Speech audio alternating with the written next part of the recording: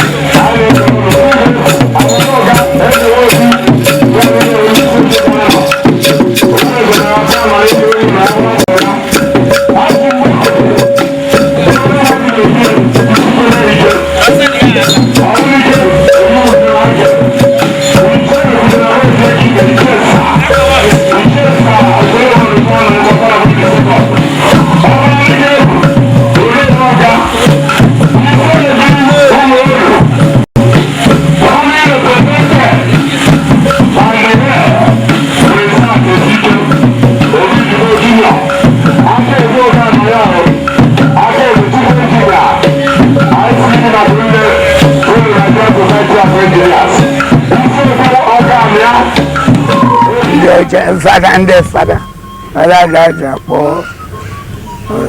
Father Bubendorf. Or the shadows, Abia, Akauka. Na Catholic section. Then never Paronia. We have Chief Rumbo, a woman and Oga. Mana mgbe nna ji tonite nna ya emego okenye gbaa ka agbara ụga egbe that is ndị commissionaries ndị obi agha ọchịchị mbụ na ndị ụga nwere nghọtahie na ma nghọtahie ya bụkwa ihe site n'ụka na ndị bidoro ụka bido mebibe omenani n'afa ụka anu ọnọfẹ reptile na-agba n'ọfịa bụ ndị be anyị anaghị egbu ha na-asọrọ arụsị debe ha anaghị egbu ya mana ndị ụka bịara egbube nyara ndị obodo wee were ihe ahụ ha na-eme wee hete ndị ụka ha ejikwuo ndị ha na ha na-ayị ya bụ ndị na-akpọbata ndị na-achị achị ga-achị achị were chụbazie ụlọ ụka si na ha chọzi ụlọ ụka na ha chọzi ihe ọbụla gbasara ụka n'ihi na ndị a ewerugo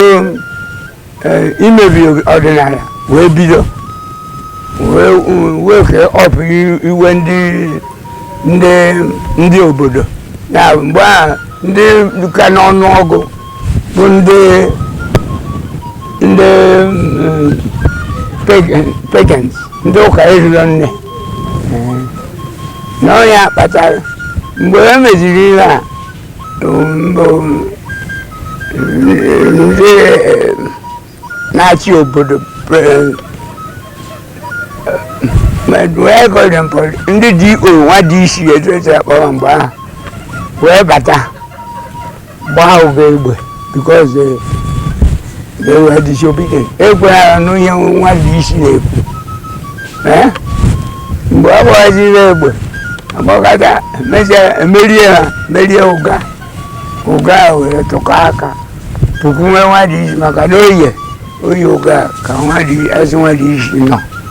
were abịata ebe a chụ ha ka a sọbido ha ka ha kwere n'ihe ha kwekwuru amekwere ụga gbasịsịa na obodo ụmụ obodo dị njo dịka aka ọkwa uru ala obodo ukwu Amoisi achịna gbafucha ebe ahụ zoo ọntị na-emeze emere peace hasibe ebe ha gbapụgasị dị iche iche wee nata wee rọta ndị na-achị achị mgbe ahụ a na-akpọ Obuọfọ wee chịrị apụpụ n'oye ka ha na nwa dị isi jee mee udo ka ha kwụsịrị n'ọgụ agụpụtara ọgụ mmadụ na isii n'ebe na-anọdụ n'ụga ụmụ eze ọka ụmụ oru and Awasi bụ ndị na-achị achị mgbe ahụ okpo na-achị achị that's the grade na-achị achị mgbe ahụ ọgụ mmadụ na isii ka ha dị wee chịpụga ya n'oye ka ha na nwadị isi mee udo nwadị isi kpokọrọ ndị ahụ ọgụ mmadụ na isii ahụ pụọ eleeo nwezi onye nụrụ maka ha ebe echigazi azụ n'ụga ndị ọzọ sochiziri wee bịa memezie ka udo dị missionaries ebugo ebe ha na ndị fada si mmekọta all the first fada bụ anyị dapụtara mọmị ya nna akpọrọ anyị ozi Bubendorf bụ fada Bubendorf n'ezi adazi abịa ọ mgbe ahụ ka a na-arụ n'ụka otikpa wepụ gbamgbam mpụ eji wee rụ na ọ gbamgbam ahụ ka eze nna ya ghọtara ụnyaahụ anwụgo ya nwa bụrụzi onye na-achị gbamgbam ahụ ka ogo wee ya ka otu wee rụ ebe nọ the first in the whole town ọgụ mmadụ na isii ahụ akpọkọtachara ebe ha gbasịsịrị mgbe ha na-atụ ndị mmadụ isi egwu akpọnatachara ha n'ime ha ka esi egote ọgụ mmadụ na isii ka ha jegwu mmadụ isi ka emee udo mmadụ isii chịkọrọ ha jewara ahụzi ha ọha bụ ncheta Obuọfọ anyị na-eme ọgụ mmadụ na isii ahụ ihe ndị be anyị kpọrọ ndị Obuọfọ n'isi that is ndị apostles of Ọfọ achịkọrọ ha jewara ahụzi ha ya ka anyị na-eme ncheta ha every 26 December every year.